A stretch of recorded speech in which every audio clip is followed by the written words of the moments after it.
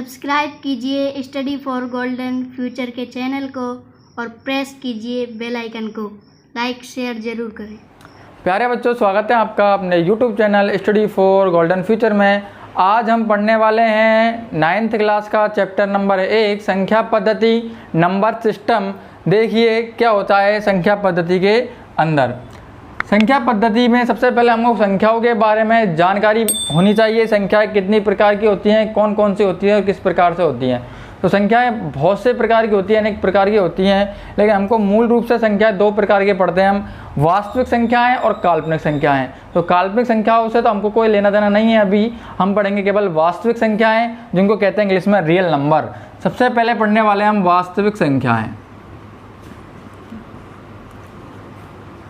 वास्तविक संख्याएं, real number.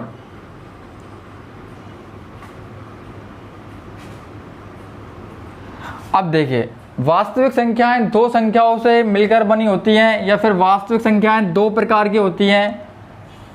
कौन कौन सी होती हैं देखिए। नंबर 1 है परिमेय संख्याएं,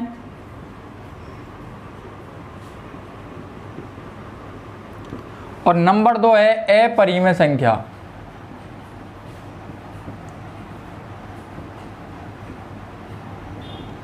परिमेय संख्याओं को इंग्लिश में कहते हैं रेशनल नंबर,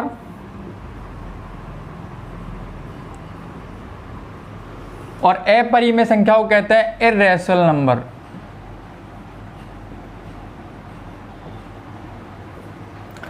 अब देखिए परिमेय संख्याओं की शकल कैसी होती है।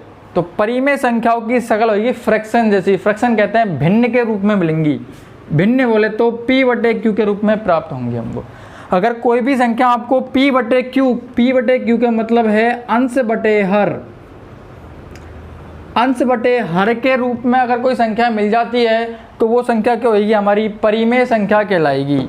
और p/q के रूप में नहीं मिलेगी वो संख्या कौन सी होगी, अपरिमेय संख्या होंगी। परिमेय संख्या कौन कौन सी हो सकती है हमारी, 5, 0, 2, 2/5, 22/7। ठीक है, इस प्रकार से क्या हो सकती है, ये परिमेय संख्या हो सकती हैं। और अपरिमेय संख्या होंगी हमारी √2, √3, ठीक है, या फिर पाई अपरिमेय संख्या है और पाई का मान लिया जाता है वैसे 22/7। तो ये तो p/q के रूप में है, अंश बटे हर के रूप में, इसको तो परिमेय संख्या मानते हैं। अब अपरिमेय संख्याएं p/q के रूप में क्यों नहीं लिखी जाती, ये हम आपको बताएंगे।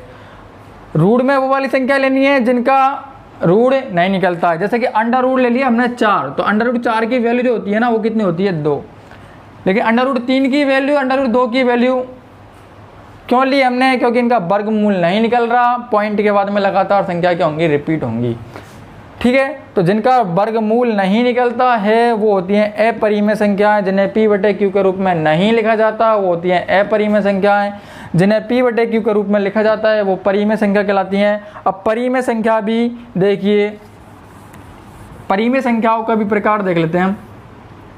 परिमेय संख्याओं को भी मूल रूप से हम 3 प्रकार से पढ़ेंगे। परिमेय संख्या सबसे पहले पढ़ेंगे हम, प्राकृत संख्या आती है इनके अंदर। प्राकृत संख्या। नंबर 2 पे आती है पूर्ण संख्या, और नंबर 3 पर आती है पूर्णांक संख्या।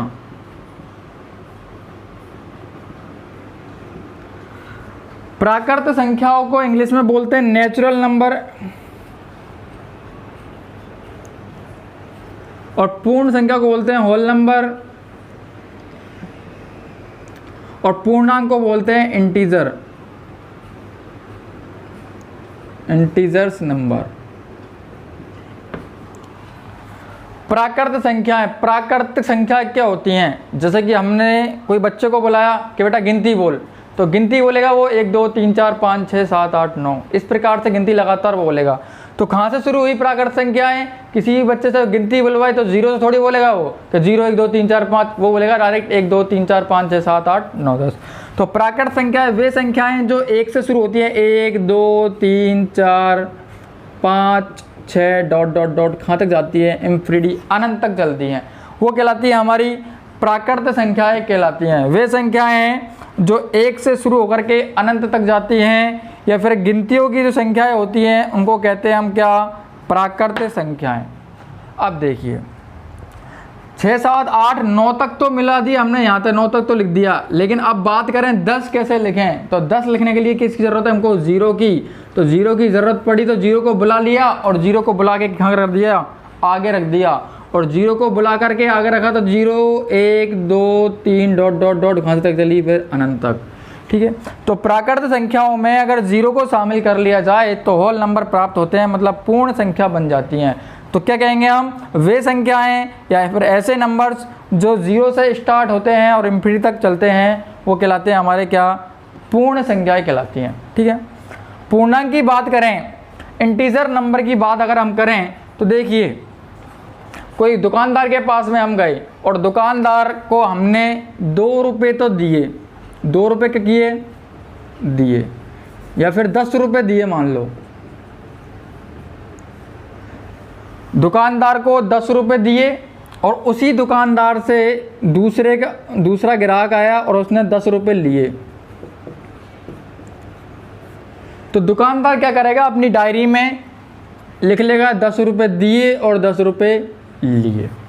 ठीक है, अब वो जब शाम को हिसाब लगाता है दुकान बंद करने के बाद में, तो 10 रुपये दिए और 10 रुपये लिए वो देखता है लिखा हुआ, तो कंफ्यूज हो जाएगा, तब बार बार पड़ेगा 10 रुपये दिए 10 रुपये लिए, 10 रुपये मैंने दिए या उसने मुझे दिए, 10 रुपये मैंने लिए या फिर ग्राहक ने मुझसे लिए, कंफ्यूज हो गया।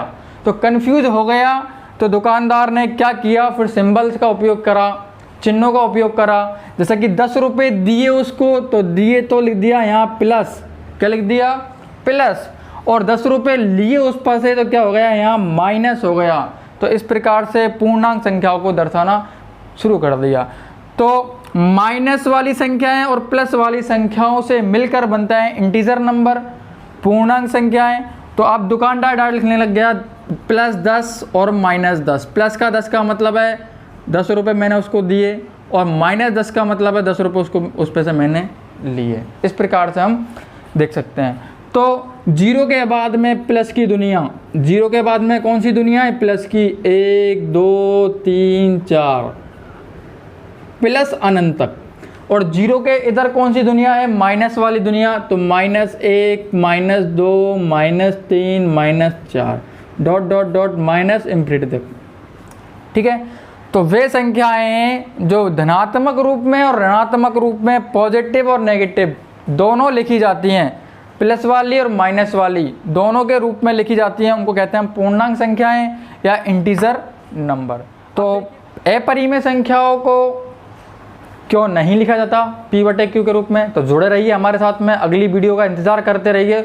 और अगली वीडियो का मैसेज आपको कब आएगा, जब आप बेल आइकन को क्या करेंगे, प्रेस करेंगे। तो बेल आइकन को जल्दी से प्रेस कर दो, और कल आपको इनके बारे में पूरी डिटेल मिल जाएगी, और बहुत जल्द हम एक्सरसाइज के क्वेश्चन करने वाले हैं। धन्यवाद।